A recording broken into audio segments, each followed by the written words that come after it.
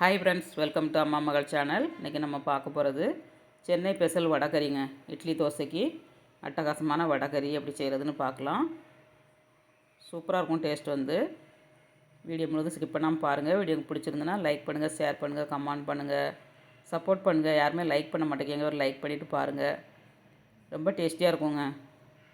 இதே மெத்தடில் பண்ணுங்கள். நான் வடையை வச்சு தான் பண்ணியிருக்கேன். பருப்பு வடை வாங்கி பண்ணியிருக்கேன். வாங்க இதை எப்படி பண்ணுறதுன்னு பார்க்கலாம். அடுப்பை ஆன் பண்ணிவிட்டு ஒரு குக்கர் அடுப்பில் வச்சுக்கோங்க. குக்கரில் வந்து ஒரு 2 ஸ்பூன் எண்ணெய்ங்க. கல்பாசி, பட்டை, சோம்பு, லவங்கம், ஏலக்காய், பிரிஞ்சி இலை, ஜாதி பத்திரி பூங்க. இது போட்டால் ரொம்ப டேஸ்ட்டாக இருக்கும். கல்பாசியும் கண்டிப்பாக போடுங்க. எல்லாம் ஆட் பண்ணியாச்சு. இது லைட்டாக பொரியவும் நம்ம வெங்காயம் ஆட் பண்ணிக்கலாம். மீடியம் சைஸ் வெங்காயம் 2 வெங்காயம் சின்னதாக கட் பண்ணி வச்சுருக்கேன். இதையும் ஆட் பண்ணிக்கலாம். வடை வந்து நான் சுட்ட வடை தான் வச்சு பண்ணியிருக்கேங்க. கடையில் வாங்கியிருந்தேன் வடை, அந்த வடையில் தான் பண்ணுறேன்.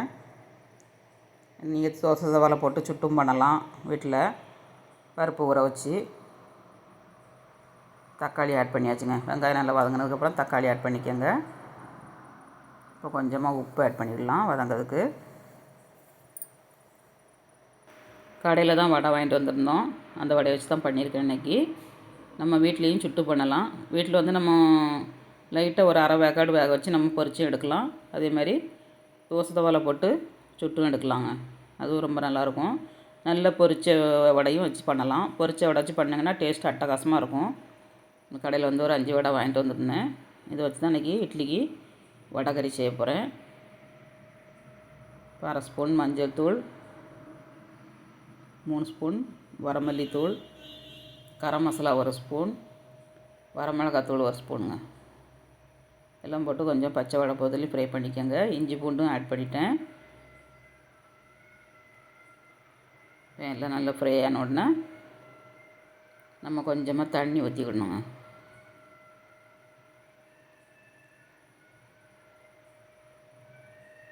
கொஞ்சமாக தண்ணி விட்டு கொஞ்சம் கொதிச்சதுக்கப்புறம் நம்ம கூட கொஞ்சம் தண்ணி ஊற்றிக்கணும். நம்ம பொரிச்ச வடைக்கு வந்து கொஞ்சம் தண்ணி அதிகமாக எடுக்கும்.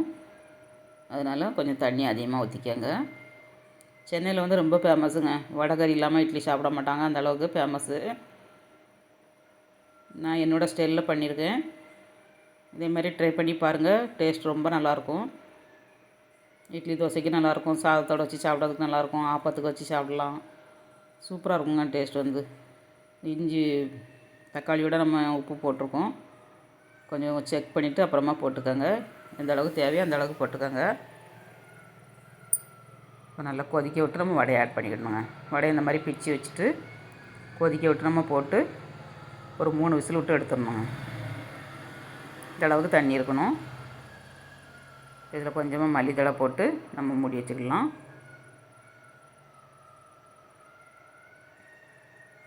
மூடி வச்சுக்கோங்க. ஏர் அடங்கிருச்சு. நல்லா வெந்துருச்சு பாருங்கள். வடை வந்து சூப்பராக இருக்குங்க டேஸ்ட் வந்து. இதே மெத்தடில் பண்ணி பாருங்கள். வடைக்கறி வந்து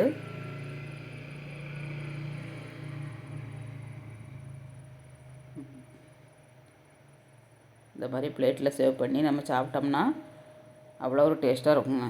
4 இட்லி சாப்பிடுதாங்க, இட்லி கேட்டு வாங்கி சாப்பிடுவாங்க. அந்த அளவுக்கு டேஸ்ட்டாக இருக்கும். ட்ரை பண்ணி பாருங்கள் வீட்டில். லாஸ்ட்டில் மல்லித்தழை தூவியாச்சு. இப்போ இட்லியோட சேவ் பண்ணி சாப்பிட்டு பார்க்கலாம். இட்லியும் ரெடி ஆயிடுச்சுங்க. குஷ்பு இட்லி, மல்லிகைப்பூ வடைக்கறிங்க.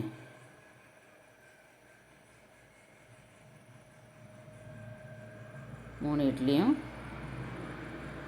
2 கரண்டி கறியும் வச்சு சாப்பிட்டோம்னா வயிறுக்கு உப்புன்னு ஆயிருங்க. நல்லா பசி தாங்கும் வடைக்கறி வந்து. ட்ரை பண்ணி பாருங்கள். ட்ரை பண்ணி பார்த்துட்டு எப்படி வந்துச்சுங்க அதை கமெண்ட்ஸ் பண்ணுங்கள், லைக் பண்ணுங்கள், சப்போர்ட் பண்ணுங்கள். ஃப்ரெண்ட்ஸ் அண்ட் ஃபேமிலிக்கு ஷேர் பண்ணி விடுங்க. முதல் முறையாக பார்க்காம சப்ஸ்கிரைப் பண்ணுங்கள். சூப்பராக இருக்குங்க. மீண்டும் நெக்ஸ்ட் வீடியோவில் சந்திப்போம். பாய்.